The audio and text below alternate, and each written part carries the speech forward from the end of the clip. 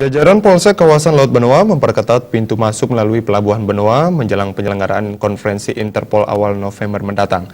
Polisi kini mengintensifkan razia gabungan terhadap para penumpang kapal yang baru berlabuh di Bali.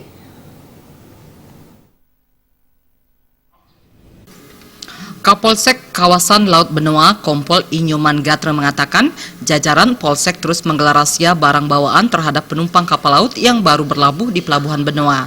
Salah satu kedatangan kapal laut yang mengangkut penumpang 600 lebih ini dari daerah timur Indonesia. Penumpang yang baru turun kapal langsung diarahkan petugas menuju tempat pemeriksaan.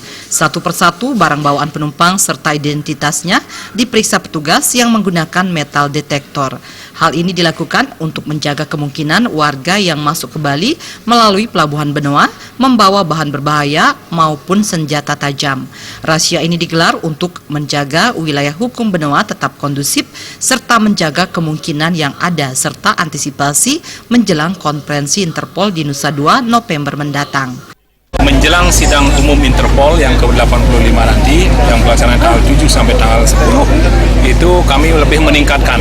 Jadi baik dari segi sasaran, ya, sasaran antara lain bahan peledak dan juga narkoba, sajam, miras, unggas, dan sebagainya, dan hal-hal yang berbahaya khususnya, atau yang tidak berizin, tidak berdokumen yang dibawa oleh penumpang itu, kami dengan instansi terkait sudah sepakat untuk melakukan tindakan-tindakan hukum, baik berupa pembinaan maupun proses secara hukum. Dalam penggeledahan, petugas menyita 7 ekor ayam tanpa surat-surat. Diharapkan dengan razia yang melibatkan 30 personil gabungan ini mampu menekan pelaku kriminal masuk ke Bali agar keamanan Benoa tetap kondusif. Rais Wantara, Bali TV.